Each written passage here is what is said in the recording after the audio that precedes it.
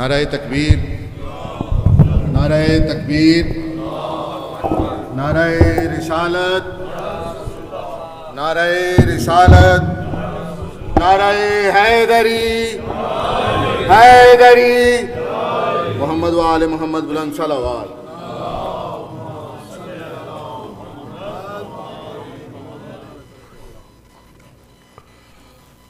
اعوذ باللہ السمیع العلیم من الشیطان الرجیم، بسم اللہ الرحمن الرحیم،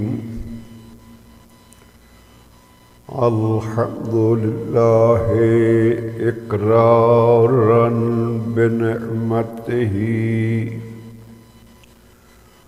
ولا الہ الا اللہ اخلاصا لوحدانیتہ، الذی لم يتخذ صاحبۃ ولا ولدا ولم يكن له شریک فی الملک، لا ينازع في ملكه ولا يضاد في حكمه، والصلاة والسلام على سيدنا ونبينا وشفيع ذنوبنا طبيب نفوسنا وحبيب قلوبنا،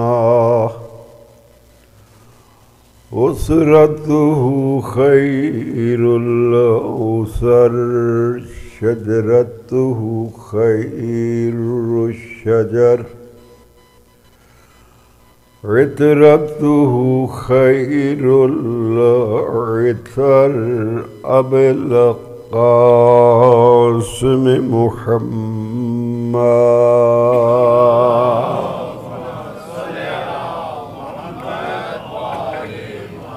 وصلى الله على محمد وآله الطيبين الطاهرين المعصومين، الذين وهب الله عنهم الرجس وطهرهم تطهيرا۔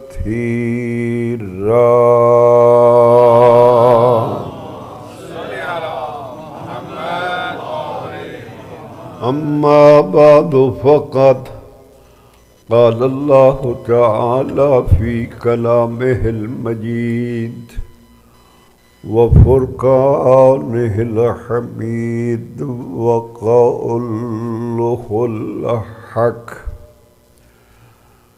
بسم الله الرحمن الرحيم، ومن يبتغي غير الإسلام دينا فلن يقبل منه وهو في الآخرة من الخاسرين۔ صلوات۔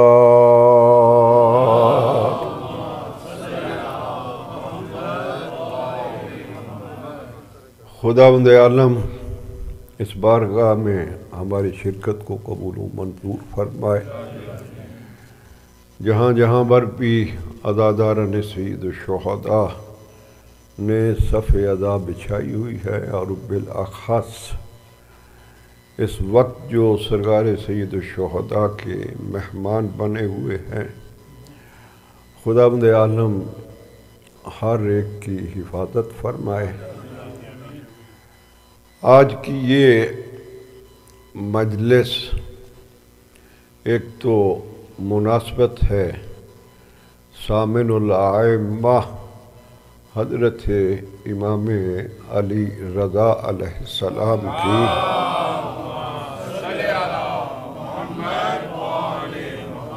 شہادت کے سلسلہ میں اور دوسرا سلسلہ جو ہے وہ اربعین کا سلسلہ ہے، جو ایک عشرہ کی صورت میں ہم یہاں پر منا رہے ہیں، اور ایک تیسری نسبت اس حوالہ سے ہے کہ آج کی مجلس کو اسپانسر کیا ہے ہمارے سینٹر کے ایک بزرگ شخصیت جناب سید باقر شاہ صاحب نے اپنے مرحومین بالاخص اپنے والدین کے ایصال ثواب کے لیے ان کی یہ مجلس جو ہے 27ویں مجلس ہے۔ گویا کہ ان کے والد مرحوم کا انتقال جو ہوا ہے وہ آج سے 27 سال پہلے ہوا۔ خداوند عالم ان کو جوار رحمت میں جگہ عطا فرمائے، ان کے ساتھ ساتھ ان کے دیگر مرحومین، شاہ جی کے دیگر مرحوم عزیزان سب کو جنت الفردوس میں جگہ عطا فرمائے۔ میں سورہ فاتحہ کی التماس کروں گا۔ بسم اللہ الرحمن الرحیم، الحمد للہ رب العالمین،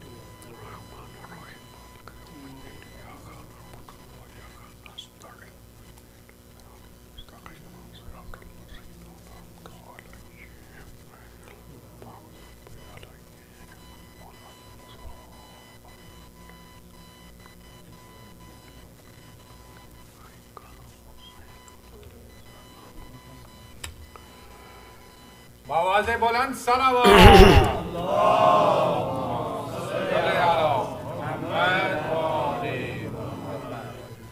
صلواتیں تو آگے بھی آپ پڑھتے ہی رہے ہیں جب سے مجلس شروع ہے۔ یہ عمران گوندل صاحب نے ایک ساتھ شرط لگائی تھی، شاید آپ نے توجہ نہیں فرمائی، انہوں نے کہا کہ بلند آواز سے صلوات پڑھیے گے۔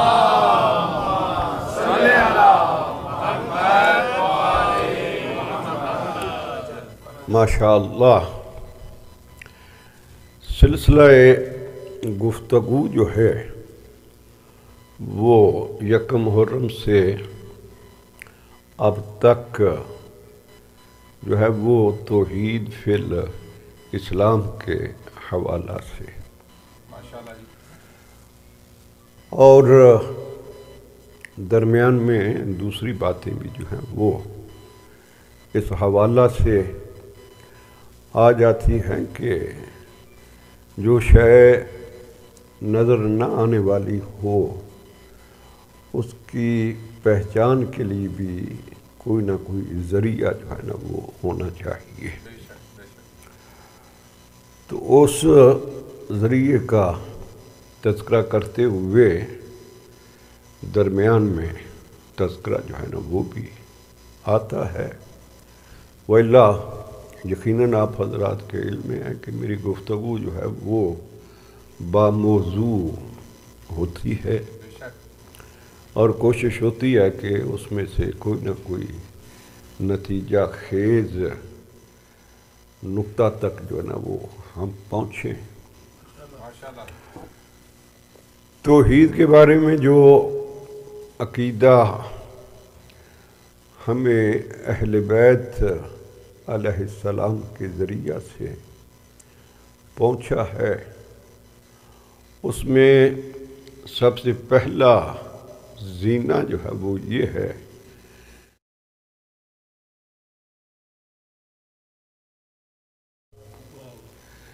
کہ اللہ تعالیٰ کی ذات جو ہے اس وقت سے ہے کہ جب کوئی شے ابھی پیدا نہیں ہوئی تھی،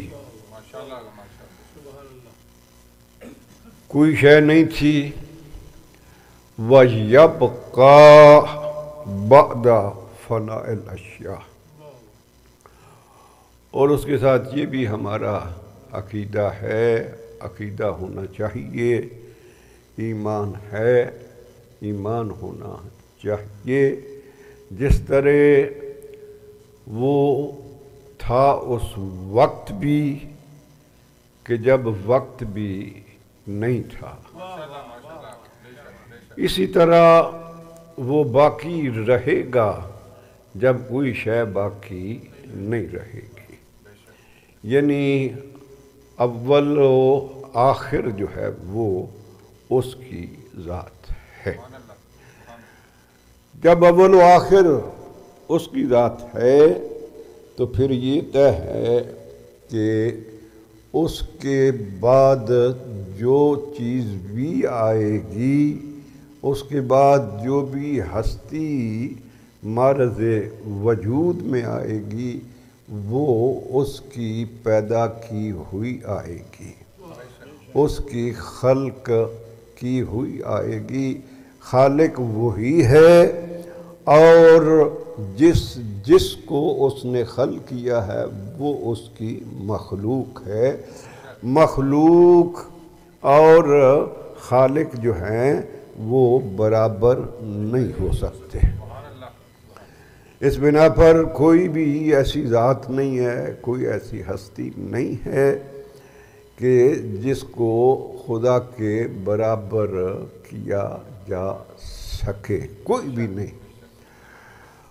ہاں البتہ یہ ضرور ہے کہ وہ پہچانا گیا ہے مخلوق کے ذریعہ سے، کہ مخلوق کا وجود یہ بتا رہا ہے کہ کوئی ہے پیدا کرنے والا، کوئی ہے خلق کرنے والا، اور پھر اس نے بھی یہ کہہ رکھا ہے کہ جس طرح میں نے ہر شے کو خلق کیا ہے نا، اسی طرح میں ہر شے کا رازق بھی ہوں۔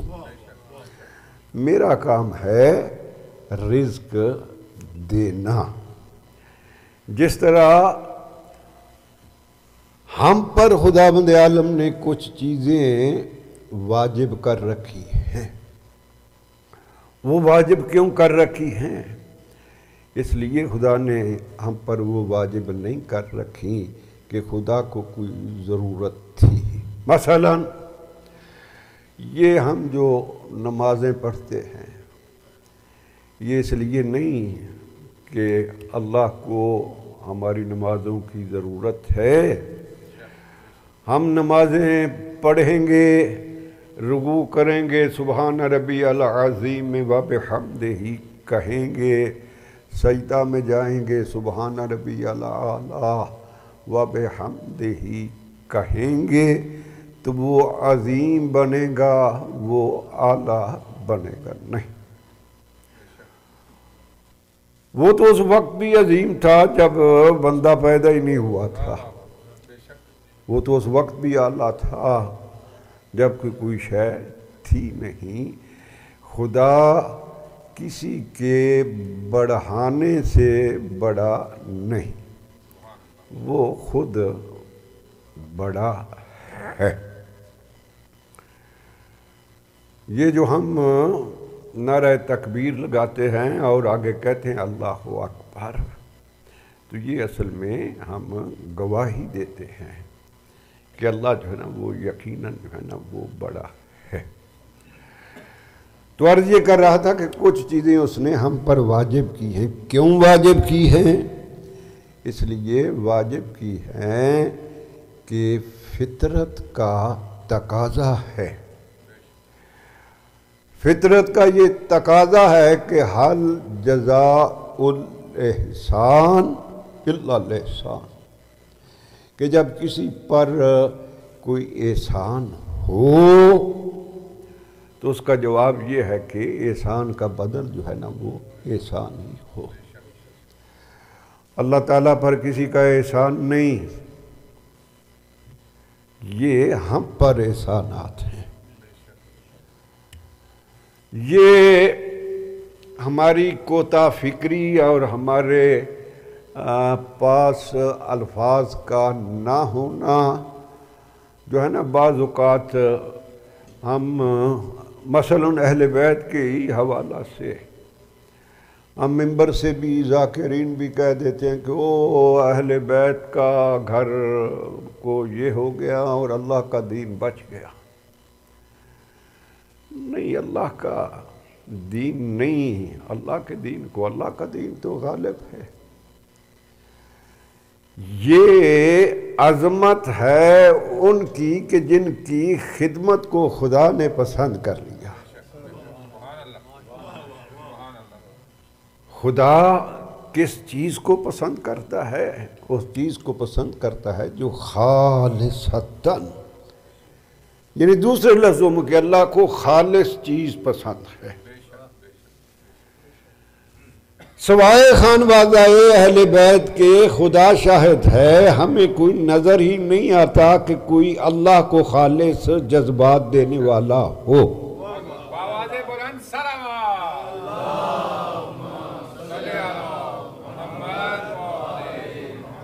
اس بنا پر، اور پھر جو ابھی میں عرض کر رہا تھا کہ خدا رازق ہے، اور یہ بھی ذہن میں رہے خدا نے خود قرآن میں کہا ہے کہ رازق بھی صرف میں رازق ہوں. کس میں یہ جرت ہے؟ کس کا دسترخوان اتنا وسیع ہے؟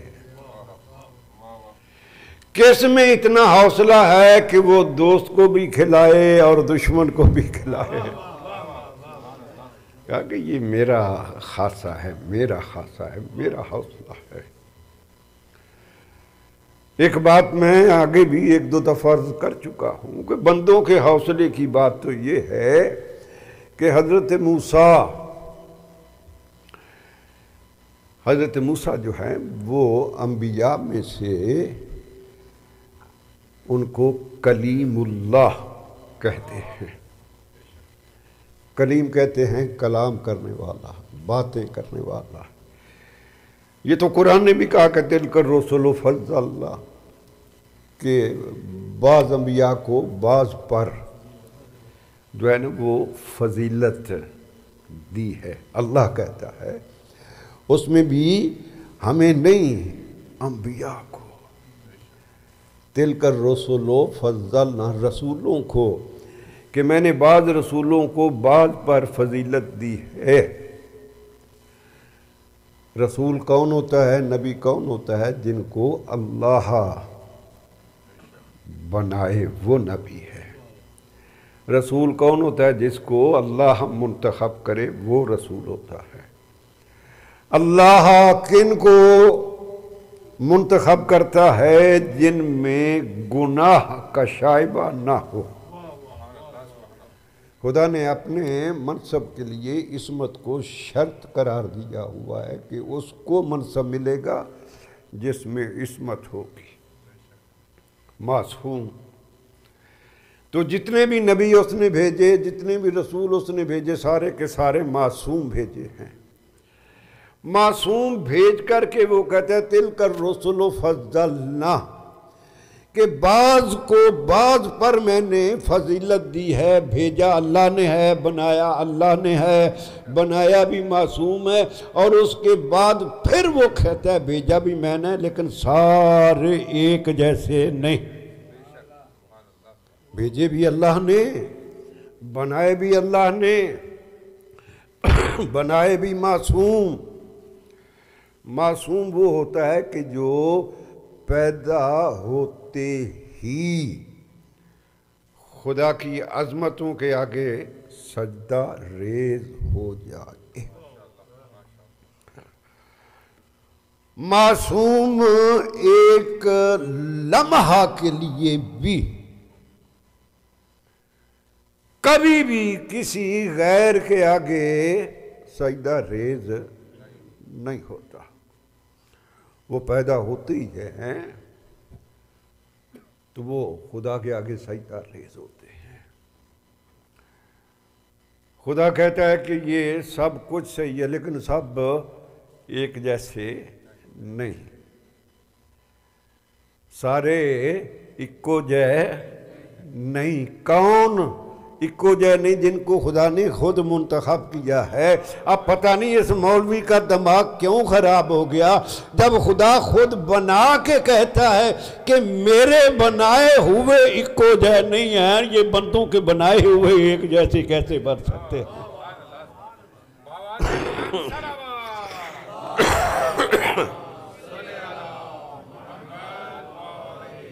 کہا کہ میں نے بعض کو بعض پر فضیلت دی ہے، اس بنا پر حضرت موسیٰ کی یہ عظمت تھی کہ ان کو کلیم اللہ، حضرت ابراہیم علیہ السلام کو کہا کہ یہ خلیل اللہ۔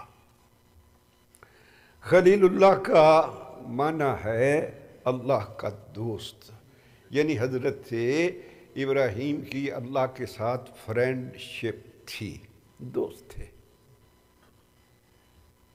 اور یہ بھی دعویٰ خود حضرت ابراہیم نے نہیں کیا، یہ خدا نے کہا ہے کہ یہ میرا دوست ہے، دوست۔ دوستی کے بارے میں یہ طے ہے، بعض چیزیں ایسی ہوتی ہیں کہ وہ اصولی ہوتی ہیں، ان میں تبدیلی نہیں ہوتی۔ دوستی اس وقت تک قائم رہتی ہے اور اس وقت تک چلتی ہے جب دونوں ایک دوسرے سے برابر کا برتاؤ کریں۔ اگر برابر کا برتاؤ نہیں تو پھر دوستی نہیں۔ اب خدا اگر کہہ رہا ہے کہ ابراہیم میرا دوست ہے تو پھر اندازہ لگا لو کہ حضرت ابراہیم کا کتنا مقام بلند ہوگا۔ تو یہ جو میں نے عرض کیا کہ ابراہیم نے نہیں کہا، حضرت ابراہیم نے نہیں کہا، خود خدا نے کہا ہے۔ اگر حضرت ابراہیم کہتے کہ اللہ میرا دوست ہے تو ممکن کوئی کہتا کہ دیکھو چھوٹا منہ اور بڑی بات، کہاں اللہ کہاں یہ اللہ کا بندہ۔ مگر حضرت ابراہیم نے خود نہیں کہا، اللہ نے کہا ہے کہ یہ میرا دوست ہے۔ ایک خاصہ اور بھی تھا حضرت ابراہیم کا،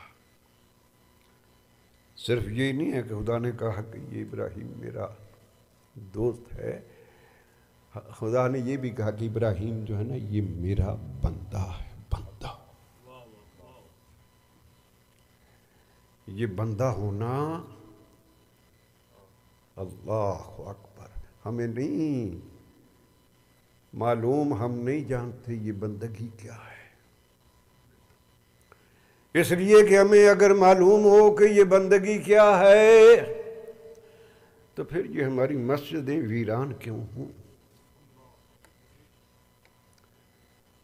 ان کی ویرانی یہ بتلاتی ہے کہ ہمیں نہیں پتا کہ بندگی میں مزہ کیا ہے، لطف کیا ہے۔ خداوند عالم حضرت ابراہیم کے بارے سے کہتا ہے کہ یہ میرا بندہ ہے۔ یہاں پر بھی حضرت ابراہیم کی طرف سے نہیں کہا گیا، خدا کی طرف سے تائید ہے کہ یہ میرا بندہ ہے، میرا بندہ۔ یہ بندگی کیا ہے؟ یہ بندگی ہے کہ اپنی حیثیت کو پس پشت ڈال کر کسی کا ہو جانا۔ ہماری کیفیت کیا ہے؟ میں تو اپنے شعبے کی بات کروں، مجھے کوئی مجلس کی دعوت دے، بعد میں کچھ زیادہ پیسے دینے والا آ جائے، میں کہتا ہوں ٹھیک ہے، ادھر بہانہ اور ادھر اس کو مومن ہونے کی سند، تو بڑا آزادار ہے، تو تیرے تو دل میں قبر حسین ہے۔ سب کی بات ایک ہی ہے، وہ میں نے اس لیے اپنے اوپر لے لی ہے۔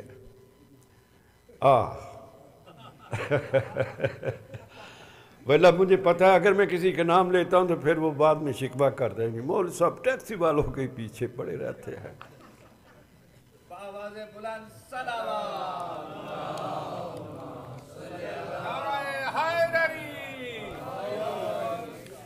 ان کے لیے میں اس لیے پیچھے پڑا رہتا ہوں کہ ان کو خدا نے ذریعہ دیا ہوا ہے، ان کو خدا نے وسیلہ دیا ہوا ہے۔ وہ تلاش رزق کے لیے ہم وقت روڈ پہ چل رہے ہوتے ہیں۔ اب میں پیچھے اس لیے پڑھتا ہوں، روزی کی تلاش جو کرتے ہو رازق کی تلاش کے لیے بھی آ جایا کرو۔ مقصد بات صرف اتنی ہے۔ وَإِلَّا کوئی یہ نہیں ہے کہ مجھے کسی سے کوئی پرابلم ہے، نہیں۔ خطیب واعظ کرنے والا اگر کسی کو نصیحت کرتا ہے نا تو اس کی نصیحت اس بات کی دلیل ہے کہ وہ اس سے پیار کرتا ہے جس کو وہ نصیحت کرتا ہے۔ نصیحت اس لیے ہوتی ہے۔ خداوند عالم نے کہا کہ ابراہیم میرا بندہ، اور بندگی کس وقت؟ اللہ اکبر، اب بات آ گئی ہے، موضوع بھی توحیدی ہے۔ بھئی خدا کا ایک عجیب طریقہ ہے، وہ ہماری طرح نہیں کہ ہم نے کوئی بات منوانی ہو تو ہم کہتے ہیں کہ برادری کو بلاؤ، دوستوں کو بلاؤ، کوئی خطرہ ہے 10-12 گن مین لے لو، کسی پنچایت میں جانا ہے، ساتھ 2-4 بندوقیں والے ہوں اور میری بات سنی جائے۔ اصل میں یہ سوچ اس کی ہوتی ہے، یہ معاملہ اس کا ہوتا ہے جو خود اپنے اندر کمزوری محسوس کرتا ہے۔ وہ یا شاید کسی کے ذہن میں آئے کہ کمزوری نہیں، تکبر، یہ تکبر کرنا بھی یہ سب سے بڑی کمزوری ہے۔ یہ تکبر کرنا سب سے بڑی کمزوری ہے۔ وہ تکبر اس لیے کر رہا ہے نا کہ مجھے لوگ دیکھیں کہ یہ گردن اٹھا کے چلتا ہے، اس کا دل یہ بتا رہا ہوتا ہے کہ کمینے تیری کوئی حیثیت نہیں ہے۔ یہ کبر اس لیے آتا ہے، وَإِلَّا کبریائی تو اللہ کی ذات کو حاصل ہے۔ دوسرا اگر کرتا ہے تو وہ قلبی کمزوری ہے۔ مگر خداوند عالم کا طریقہ یہ ہے کہ وہ اول تو اس کا طریقہ یہ ہے کہ وہ تشدد سے منواتا ہی نہیں ہے۔ اگر خدا تشدد سے منوانے کی اس کی پالیسی ہو تو کس ماں نے کسی بیٹے کو جنا ہے؟ 2 مقام پر وہ سختی کرتا ہے، 2 مقام پر آج تک کسی کی مجال نہیں ہے کہ اس کے آگے سر اٹھا سکے۔ ایک وہ سختی کرتا ہے پیدا ہونے کے لیے اور ایک سختی کرتا ہے موت دینے کے لیے۔ کسی کی جرت ہے وہ پیدا کرے، پیدا ہونا پڑتا ہے، وہ موت دے سر جھکانا پڑتا ہے۔ اس کی تشدد کی پالیسی نہیں۔ وہ تو حضرت موسیٰ کے بارے میں کہتے ہیں کہ حضرت موسیٰ، اور پھر میں وہی بات کروں گا کہ چونکہ ہمارے پاس الفاظ کی کمی ہوتی ہے تو اس لیے یہ باتیں تحریر میں بھی نکل جاتی ہیں، تقریر میں بھی نکل جاتی ہیں۔ کہتے ہیں جی حضرت موسیٰ نا تھوڑا سا غصے والے تھے، اور وہ اس لیے کہا جاتا ہے غصے والے کہ قرآن میں بھی تذکرہ کیا گیا ہے کہ 1-2 بندوں کو حضرت موسیٰ نے پھینٹی بھی لگا دی تھی۔ تو پھر حضرت موسیٰ نے جب وہ پھینٹی لگائی تو وہ بندہ قائم بھی ہو گیا۔ پھر حضرت موسیٰ کچھ عرصہ کے لیے شہر بھی چھوڑ کر کے چلے گئے۔ ہوتا ہے نا عموماً جب کوئی ایسا کیس ہو جائے، اب پاکستانیوں کو نہیں پتا تو اور کس کو پتا ہوگا، آج کل تو چالی معاملہ یہ رہا ہے ادھر سے کہ چلو لو ٹکٹ اور آجو کینیڈا۔ وہ ہمارے حاجی صاحب ایسے اتفاقاً اس دفعہ گرفتار ہو گئے تھے، یہ تو پہلے ہی کینیڈا میں رہتے تھے تو دوسرے دن پھر یہ ادھر آ گئے۔ خداوند عالم کی تشدد کی پالیسی نہیں۔ خداوند عالم نے حضرت موسیٰ سے کہا کہ جاؤ، وہ اب ختم ہو گئی FIR جو تیرے خلاف تھی، مٹا دیا آپ نے۔ حضرت موسیٰ کہنے لگے کہ بار الہا 15 سال میں رہا ہوں اس کے گھر میں، وہ دریا سے اٹھا کے لے گیا تھا نا فرعون، 15 سال فرعون کے گھر میں رہے حضرت موسیٰ۔ کہا کہ میں جانتا ہوں اس کا مزاج، کہا کہ نہیں جاؤ۔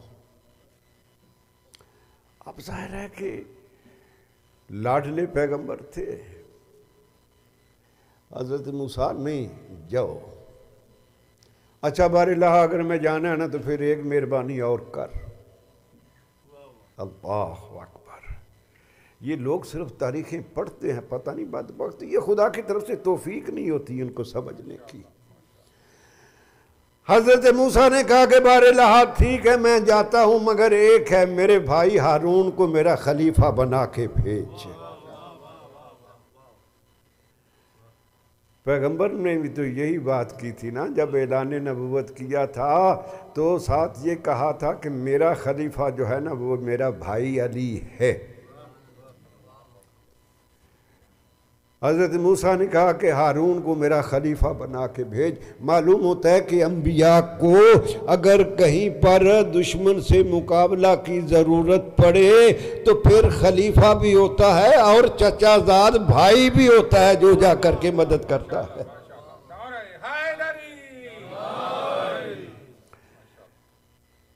ٹھیک ہے، حضرت ہارون اور حضرت موسیٰ تو خداوند عالم نے کہا کہ تیار ہو گئے اور ریڈی ہو گئے اور جا رہے ہو۔ کہا کہ موسیٰ جب جاؤ نا فرعون کے ساتھ قولاً لینا، یہ فرعون کے ساتھ جا کے نا بڑی نرمی سے بات کرنی ہے، نرمی سے بات۔ اب یہ کہنا کہ نرمی کے ساتھ، معلوم ہوا کہ خدا کے ہاں تشدد کی پالیسی ہی نہیں ہے۔ اور یوں ہی کسی شاعر نے نہیں کہا کہ جو بات نرمی سے کی جائے وہ دل پہ اثر پھول کی پتی سے کٹ سکتا ہے، ہیرا ہی نہیں ہیرے کا جگر۔ کہا کہ قولاً لینا، بڑی نرمی کے ساتھ جا کر کے اس کے ساتھ بات کرنی ہے۔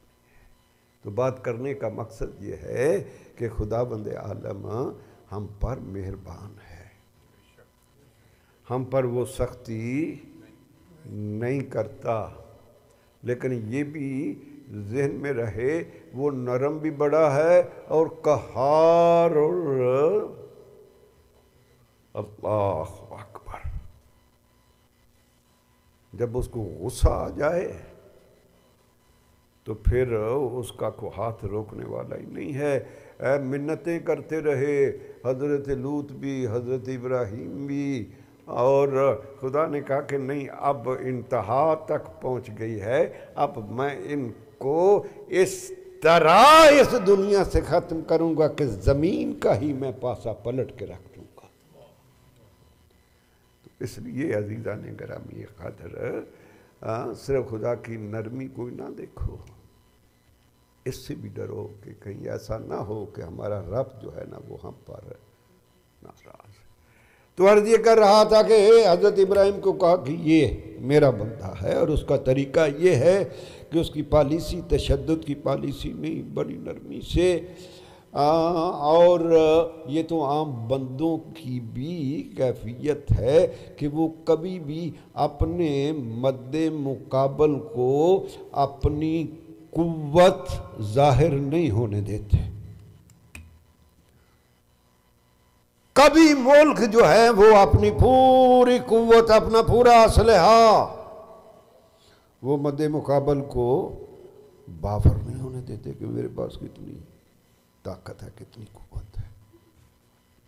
اس لیے خدا کا طریقہ یہ ہے کہ خداوند عالم نے اور یہی مشرکین مکہ نے بھی جب پیغمبر نے اعلان توحید فرمایا تو مشرکین مکہ نے کہا تو کہتا ہے کہ میں اللہ کا نمائندہ ہوں، اتنے اتنے رئیس ہو، اتنے اتنے زمیندار، ان کو خدا نے نہیں دی اور تجھے یتیم کو تجھے بنا دیا، یہ کیسے ممکن ہے؟ اگر بنانا ہوتا تو پھر اگر فرشتہ تیرے پاس آیا تو پھر تیرا تو اپنا گھر بھی نہیں، ہمارے محل میں آتا فرشتہ پھر پتہ چلتا۔ سرکار پیغمبر نے کہا کہ یہ نہیں دیکھو کہ کس کے پاس بھیجا ہے، یہ دیکھو کہ کس نے بھیجا ہے، بھیجنے والے کی طرف دیکھا ہے۔ حضرت ابراہیم بھی کی یہی کیفیت تھی کہ یتیم چچا کے گھر میں، اور خداوند عالم کی عبادت کر رہے ہیں، اور میں نے جو پڑھا ہے کہ بیسمنٹ میں۔ اللہ اکبر، یوں ہی ہمیں معصوم نہیں کہتے کہ خدا کے آگے سجدہ ریز ہوا کرو، سجدہ ریز ہوا کرو، سجدہ ریز ہوا کرو۔ روحانی فلسفی شاعر ہے اقبال، اس نے اہل بیت کے اس فرمان کو سمجھا اور کہا کہ یہ سجدہ کوئی معمولی شے نہیں، ایک سجدہ تجھے دیتا ہے 1000 سجدوں سے نجات۔ حضرت ابراہیم علیہ السلام بیسمنٹ میں ایک دن جو خیال آتا ہے ابراہیم یہ کیا ہوا؟ وہ نمرود اس کی برملا بندگی ہو رہی ہے سر عام دن کی روشنی میں، اور تو معبود حقیقی کا بیسمنٹ میں، اور وہ بھی اولا اسے کہ سبحان ربی الاعلی و بحمدہ کہ چاچا نہ سن لے۔ اٹھے سیدھے نمرود کے دربار میں، لوگ سجدہ ریز ہوئے تھے کہ اس نے کہہ رکھا تھا کہ جو بھی دربار میں آئے آتے ہی پہلے پیشانی نیچے رکھے اور کہے انت ربکم الاعلی۔ حضرت ابراہیم گئے، 2-3 کو ٹھوکر ماری، اٹھو۔ نمرود کی طرف دیکھ کر کے کہا کہ یہ تو جاہل ہیں، ان کو تو علم ہی نہیں، ان کا معبود تو ایک چپا روٹی کا ایک لقمہ، اس کے لیے یہ۔ وہ بدبختہ، تجھے تو علم ہے نا کہ تو رازق نہیں ہے، ان کو نہیں پتا، کیوں ان کو کہتا ہے کہ میرے سامنے سجدہ ریزی کرو؟ نمرود نے دیکھا کہ ہیں یہ میرے بندوں میں سے یہ کون بندہ ہے جس میں اتنی جرت پیدا ہو گئی؟ پاس بیٹھے ہوئے لوگوں سے پوچھا کون ہے، who is this؟ کون ہے یہ؟ وہ نے کہا لگا جی وہی آزر، وہ جو لاتا ہے نا بت بنا کے، اس کا بھتیجا ہے یہ۔ اچھا، اپنا ہی بندہ ہو کے اور ہمیں ہی کہہ رہا ہے۔ نوجوان، یہ تو نے کیسی جرت کی ہے؟ تجھے معلوم ہے کہ جو سر اٹھاتا ہے میں اس کو کیا سزا دیتا ہوں؟ کہا کیا سزا دیتے ہیں؟ کہا اس کو صفحہ ہستی سے مٹھا دیتا ہوں، مٹ جاتا ہے وہ۔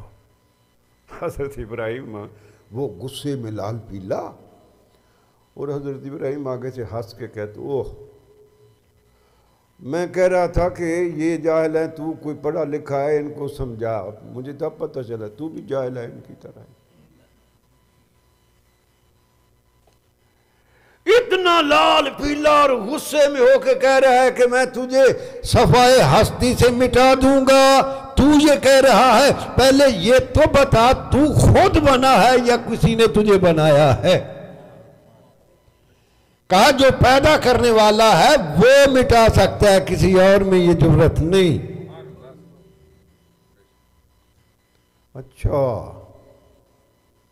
جب یہ اقتدار پہ بیٹھے ہوتے ہیں نا تو پھر وہ فرعون پیچھے رہ جاتا ہے، پھر اتنی ان کے فرعونیت آتی ہے۔ کہا کہ ٹھیک ہے پھر میں مزہ سکھاتا ہوں تجھے۔ کہا کہ لکڑی اکٹھی کرو۔ مجھے یاد رہتا ہے میں نے آج سے 17 سال پہلے جو بات آج میرے سامنے آئی ہے، میں نے یہاں اسی ممبر پہ بیٹھ کر کے بیان کی تھی۔ 6 مہینے تک لکڑی اکٹھی ہوتی رہی،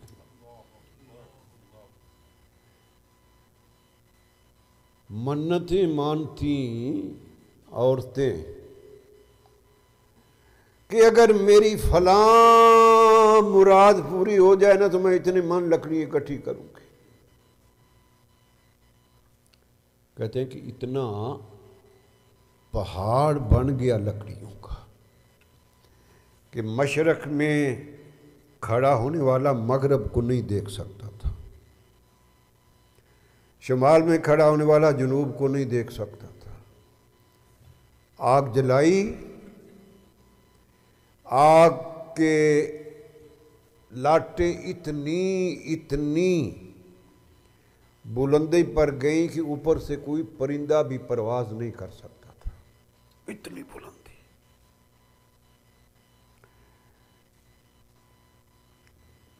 آگ شعلوں میں بدل گئی۔ ابراہیم کو قید خانہ میں رکھا ہوا ہے، انگارے بنے، وہ بھی کتنا ڈھیر۔ کہا کہ نکالو، لے جاؤ اس کو۔ سپاہیوں سے کہا کہ وہ محل کے باہر جو ہے نا بالکونی، ادھر میرا بیڈ لگایا جائے، وہاں پر چیئر ہو، میں بیٹھوں، میں دیکھوں، تماشا کروں کہ جو بڑا کرتا تھا آج اس کی کیا حیثیت ہوگی، کیا کیفیت ہوگی اس کی۔ زنجیروں میں جکڑے ہوئے ابراہیم، سپاہی پکڑ کے لے گئے۔ اب مجھے فاصلہ نہیں معلوم کتنے گز کا تھا، نہیں معلوم کتنے کلومیٹر کا تھا، لیکن ظاہر ہے اتنا زیادہ نہیں ہوگا کہ جو دکھائی دیا جا رہا تھا۔ سپاہی لے جانے والے گئے اور رک گئے۔ جب سپاہی رک جاتے ہیں نا، نمرود دیکھتا ہے کہ سپاہی رک گئے، سوچتا ہے کہ حوصلہ ٹوٹ گیا ابراہیم کا، ابھی لیٹر آ جائے گا، یا دوسرے لفظوں میں ابھی ابراہیم جو ہے نا وہ پریس کانفرنس کرے گا کہ میرا کسی جماعت سے کوئی تعلق نہیں۔ اب دیکھتا ہے کہ نہ کوئی اپیل، نہ کوئی پریس کانفرنس، نہ کوئی خبر۔ ادھر سے یہ آوازیں دے کر کہتا ہے کیوں رک گئے ہو، پھینکو۔ اب سپاہی آگے چلتے ہی نہیں، پھر غصے میں اور بلند آواز سے میں نے کہا پھینکو۔ ادھر سے وہ آواز دے کے کہتے ہیں حضور محل کے اوپر بیٹھ کے یہ بات کہہ رہے ہو، آگ میں تپش حدت اتنی ہے ہم ایک قدم بھی آگے نہیں بڑھ سکتے۔ آپ تو محل پہ بیٹھے ہوئے کہہ رہے ہیں، یعنی اتنی تپش تھی جو آگ جلائی گئی تھی۔ یہاں پر مورخ نے یہ جملے کہے ہیں کہ دیکھو ابھی انتہائے بندگی نہیں، آغاز بندگی ہے۔ ابھی انتہائے بندگی نہیں، آغاز بندگی ہے کہ جلانے والے تڑپ رہے ہیں کہ جلائیں کیسے، اور جلنے والا مطمئن ہے کہ جیسے ہونا ہی کچھ نہیں ہے۔ کہا کہ یہ ہے آغاز بندگی۔ ایسے موقع پر شیطان جو ہے نا وہ بہترین ظالموں کا مددگار ہوتا ہے۔ پھر یہ مجھے میرے عزیز منع بھی کرتے ہیں کہ بعض جملے آپ کہہ جاتے ہیں اور پھر کہتے ہیں کہ پاکستان بھی جانا ہے،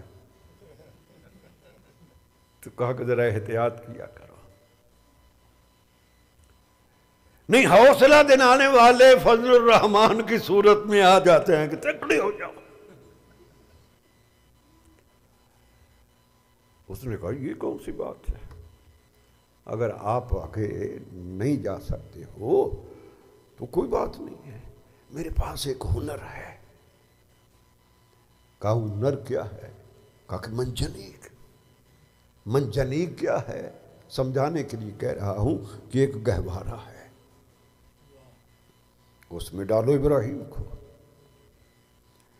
اور ادھر سے پھینکو، خود جائے گا اور آگ میں گر جائے گا۔ خدا شاہد ہے جتنے بھی لوگ تھے کوئی تو معمولی لوگ نہیں تھے، جو آگ 6 مہینے تک جلتی رہی ہے، اور اس لیے جلتی رہی ہے کہ ابراہیم کو ڈالنا ہے، خدا کے دشمن کو ڈالنا ہے، مرود کے دشمن کو ڈالنا ہے۔ تو اب کتنے لوگ اکٹھے ہو گئے ہوں گے، جم خفیر، اور حضرت ابراہیم تنہا۔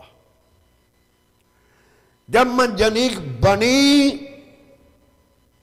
ہر آنکھ نے دیکھا کہ بس اب گیا۔ حضرت ابراہیم علیہ السلام کو منجنیق میں ڈالا۔ جب ڈالنے لگے تو عموماً ہوتا تو یہ ہے نا کہ پہلے پیر آگے بڑھتے ہیں، حضرت ابراہیم نے پہلے پیر نہیں آگے بڑھائے، پہلے اپنی پیشانی سجدہ میں رکھی۔ اب یہ پیشانی سجدہ میں رکھنا تھا، ہاتف غیبی سے آواز آئی کہ ہٹا دو آج جتنے بھی پردے ہیں، آؤ فرشتوں تم بھی دیکھو مقصد تخلیق انسانی کیا ہے۔ تو پوچھتے تھے کہ کیوں پیدا کیا ہے؟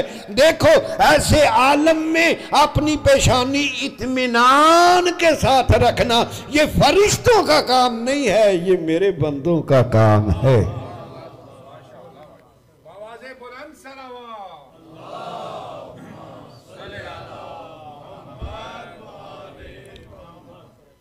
سبحان ربی اللہ، سبحان ربی اللہ۔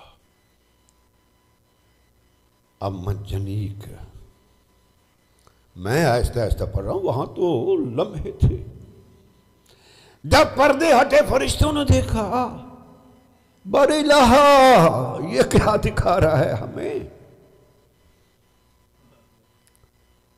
یہ کیا دکھانے کی بات ہے؟ ہمیں معلوم ہے فطرت انسانی کا، تو نے ہمارے سامنے ان کی تخلیق کی، پتلا بنایا، سب کچھ آگ، ہوا، پانی، مٹی، سب کچھ تو نے ملا کے گوندا ہمارے سامنے بنا، ہمیں معلوم ہے اس کی فطرت کا، ہمیں معلوم ہے آگ کی فطرت کا بھی۔ بار الہ یہ کوئی دکھانے کی بات ہے؟ جل جائے گا۔ مجھے الفاظ یہی ملے ہیں کہ آگے سے آواز آئی کیا کروں، بندے نے منع کر دیا ہے۔ دیکھے بندگی،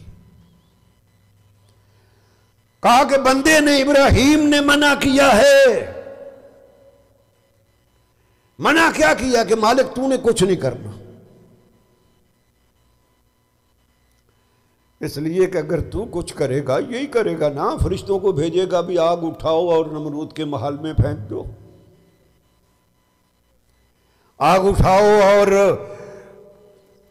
بت پرستوں کے گھروں میں پھینک دو، آگ لگ جائے گی، جل جائے گی، گھر ختم ہو جائے گا۔ تو بعد میں کیا ہوگا؟ یہ جتنے لوگ آئے ہیں نا، جتنے لوگ یہ کہیں گے کہ لڑائی ہوئی تھی، ابراہیم کا خدا جیت گیا ہے اور ہمارا خدا ہار گیا ہے۔ کہا نہیں مالک مجھے یہ گوارا نہیں، کہ لوگ نمرود اور تیرا مقابلہ کریں، نہیں مالک آج تو نے کچھ نہیں کرنا ہے، ہاں مجھے اپنا عبدیت کا مظہر دکھانے دے، ہاں مظہر دکھانے دے، اس لیے کہ جب لوگ دیکھیں گے تو ان کے منہ سے بے ساختہ نکلے گا، ارے جس رب کا یہ بندہ ہے اس کا رب خود کیسا ہوگا۔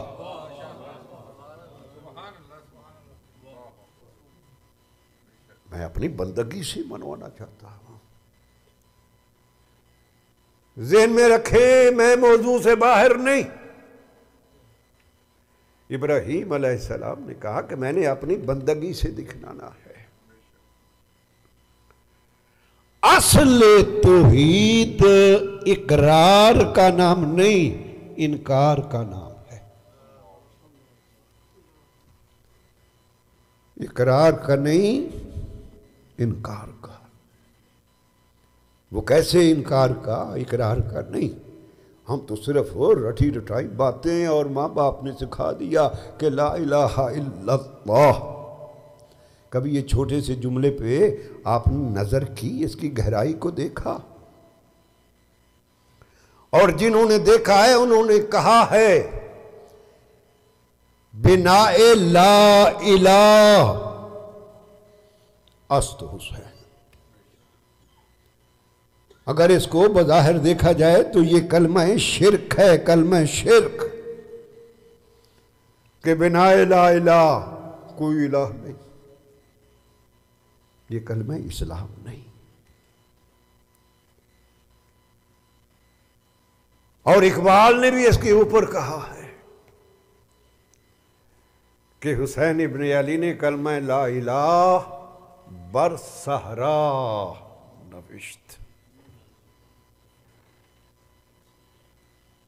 آسان کر کے آپ کی زبان میں میں کہتا ہوں، لا الہ الا اللہ کا معنی یہ ہے کہ پہلے تبرہ ہے اور بعد میں تولا ہے۔ لا الہ تبرہ الا اللہ تولا، کہ انکار کے کوئی الہ نہیں۔ یہ نمرود کے مقابل میں ابراہیم کہہ رہے تھے۔ اب مجنین چل رہی ہے، پہلے تو بندوں کی بات ہو رہی تھی نا، عام لوگوں کی بات ہو رہی تھی، بدووں کی بات ہو رہی تھی، جاہلوں کی بات ہو رہی تھی۔ اب فرشتے کہتے ہیں بارے الہ، اگر اس نے تجھے روک رکھا ہے تو پھر ہمیں تو نہیں نا، ہمیں کہے، ہم نوری مخلوق ہیں، ہمارا جسم لطیف ہے، ہم آگ اٹھائیں اور پھیلا دیں۔ کہا کہ جو مجھ سے نہیں مانگ رہا وہ تم سے مانگے گا۔ دیکھیں بندگی کا معیار کتنا بلند معیار ہے۔ ہم تو چھوٹی سی پرابلم آتی ہے نا تو دوڑ پڑتے ہیں، منتیں کرتے ہیں، سیاسی لیڈروں کو دیکھتے ہیں۔ دیکھیں مقام بندگی، خدا شاہد ہے، مقام بندگی نبوتوں، رسالتوں، امامتوں سے بھی مقام بندگی بلند۔ اس لیے بلند ہے، اور میرے پاس دلیل یہ ہے کہ خدا نے بڑا رسول ہونے کی وجہ سے پیغمبر کو معراج نہیں کرائی ہے، بندہ ہونے کی وجہ سے معراج کروائی ہے۔ اشہد ان محمدً عبدہ، پہلی گواہی ہم بندگی کی دیتے ہیں۔ اللہ کا بندہ ہونا یہ بڑا باکمال اسلحہ ہے۔ اس لیے کبھی نماز سے غفلت نہ کرو، کبھی نماز کو معمولی نہ سمجھو۔ یہ تو وہ قوت ہے تجھے دیتی ہے ہزار سجدوں سے نجات۔ اچھا فرشتے چپ ہوئے تو جبریل کہنے لگا کہ چلو، میری تو یاری ہے نا، میں نے ہر روز بار بار ایک جملہ کو دہرایا ہے کہ یہ شرک بڑی نازک منزل ہے۔ پیغمبر کہتے ہیں شرک و اخفا کیڑی سے بھی چونٹی سے بھی کم چال چلتا ہے یہ بندے کے اندر. چھوٹے چھوٹے نازک موڑوں پر آ کر کے قدم سنبھالنے پڑتے ہیں. جبریل آ گیا. ابراہیم یہ جو پرابلم ہے اس پرابلم میں تجھے مدد کی ضرورت ہے. یہ کوئی عام بندہ نہیں پوچھ رہا. یہ وہ بندہ پوچھ رہا ہے جو رموز بندگی سے آگاہ ہے. کب سے؟ جب سے یہ بندگی شروع ہوئی ہے. جبرائیل یہ حضرت آدم سے اس کی ڈیوٹی شروع ہوئی ہے نا، پیغام لانے معبود کے بندوں تک پہنچانے کے. تمام رموزوں سے واقف آ کے ابراہیم سے کہتے ابراہیم کیا ضرورت ہے؟ حضرت ابراہیم کہتے کہ ہاں یار ہے. آپ نے تو آرام سے سن لیا اور میں نے آرام سے پڑھ دیا. بات بہت باریک تھی. حضرت ابراہیم علیہ السلام کا یہ کہنا کہ ضرورت ہے یہ اس بات کی علامت ہے کہ مجھ میں تکبر نہیں، مجھ میں کبریائی نہیں، میں مستغنی نہیں ہوں، میں محتاج ہوں. کہا کہ ہے. اچھا حضرت ابراہیم تو اللہ کے نبی تھے نا، وہ تو بچ گئے مگر جبریل نہ سمجھ سکا. دیکھیں رموز بندگی کتنی گہرائی ہے اس میں. جب حضرت ابراہیم علیہ السلام نے کہا کہ ہاں ہاں ضرورت ہے، جبریل خوش ہو گیا کہ جس نے کسی سے مدد نہیں مانگی وہ مجھ سے کہہ رہا ہے کہ ضرورت ہے، مجھے مدد کی ضرورت ہے. یہ جملہ کہا اور حضرت ابراہیم منجنیق سے گرنے لگے. اب جبریل تڑپ کے کہتا ہے اے ابراہیم اگر ضرورت ہے تو پھر مانگتا کیوں نہیں ہے؟ ابراہیم کہتے ہیں جسے میں نے مانگنا ہے اسے کہنے کی ضرورت نہیں، وہ خود دیکھ رہا ہے.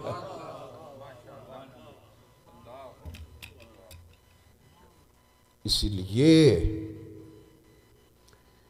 کہ انکار پہلا زینہ ہے توحید کا اور اقرار دوسرا زینہ ہے. پیغمبر اسلام نے جتنی بھی مصیبتیں جتنی بھی قربانیاں دی ہیں وہ الا اللہ کے لیے نہیں دی، لا الہ کے لیے دی ہے. اور حسین ابن علی نے بھی جو قربانیاں دی ہیں الا اللہ کے لیے نہیں، لا الہ کے لیے دی ہیں. بس فرق اتنا ہے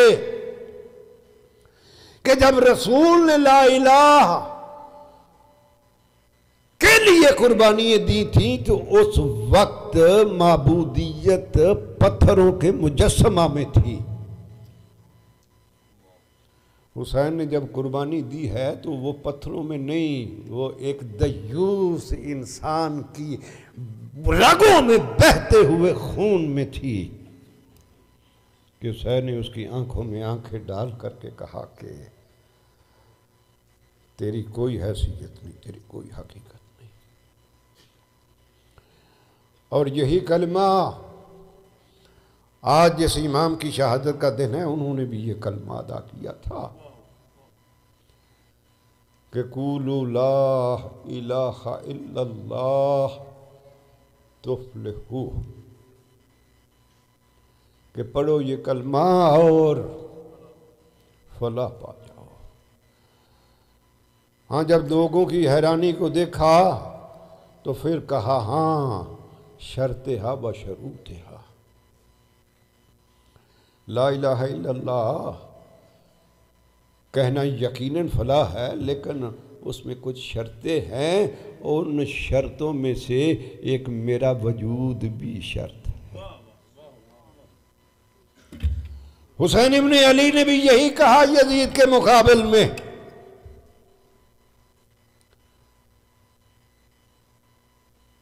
کہ تیری رگوں میں جو خون بہ رہا ہے نا معلوم ہے مجھے،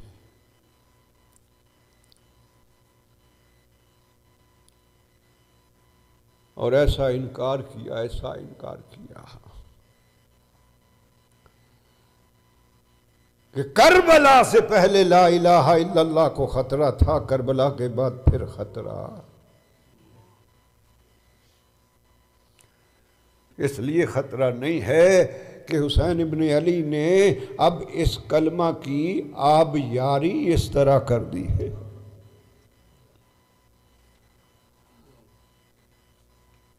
اس پودے کے بچپنے کو علی اصغر کے بچپنے کے خون سے سیراب کیا۔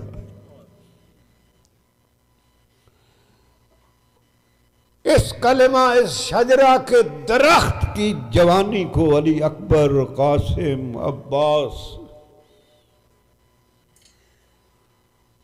کے خون سے آب جاری کی ہے۔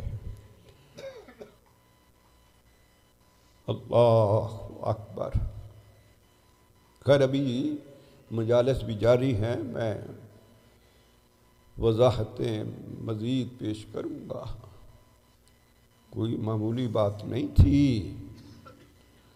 حسین ابن علی کا اصغر، قاسم، اکبر، عباس، یار و انصار کا پیش کرنا اور پھر پیشانی سجدہ ریز ہو کے کہنا کہ رضاً برضائہ و تسلیم لامرہ، میں نے تیری رضا کو قبول کیا، تیرے امر کو میں نے تسلیم کر لیا۔ حالت سجدہ میں گلے پہ خنجر چل گیا، اور دوسرے دن ایک خاتون آئی اور لاش حسین پہ کھڑی ہو کے کہتی ہے، اے حسین تیرے جانے کے بعد میں دیکھ رہی ہوں ابھی بھی کچھ کسر باقی ہے، میں تجھ سے وعدہ کرتی ہوں تو نے اگر اکبر کا خون دیا ہے اور محمد کا، عباس کا خون دیا ہے تو اب میرے پاس ماں کی چادر ہے، وہ بھی میں قربان کر دوں۔ اور ان دونوں بہن بھائیوں نے کچھ اس طرح تحریر لکھ دی ہے اسلام پر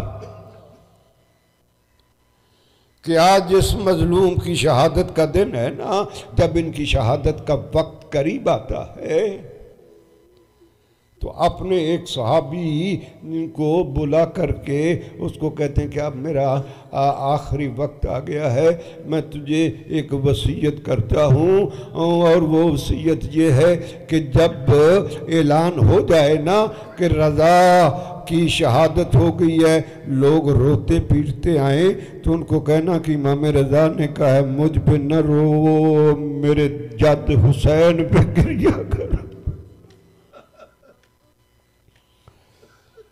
اور یہ اصول ہے کہ معصوم کی نماز جنازہ جو ہے وہ معصوم ہی پڑھتے ہیں۔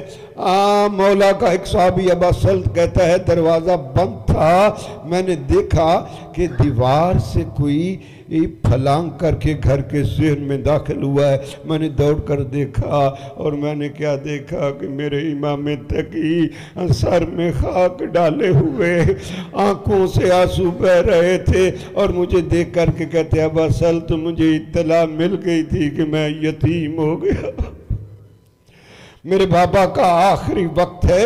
ابا سلط کہتے ہیں کہ امام تقی اجازت امامت سے مدینہ سے آئے اور ابھی بابا کی روح پرواز نہیں ہوئی تھی، تڑپ رہے تھے۔ جب امام تقی قریب آئے، امام رضا نے دونوں بازو پھیلائے، اپنے سینے سے لگایا اور سینے سے لگا کر کے کہا ہے تقی سب سے پہلے ابا سلط کو بھلاؤ، اس کے ساتھ مل کے یہ جو فرش پہ قالین بچھا ہوا ہے نا، اس قالین کو اٹھاؤ، اس کو ایک طرف رکھ دو اور مجھے زمین پہ لٹا دو، اس لیے تقی میں چاہتا ہوں کہ میں بھی اس طرح اس دنیا سے اٹھوں جس طرح میرا جد حسین زمین پہ تڑپتا رہا۔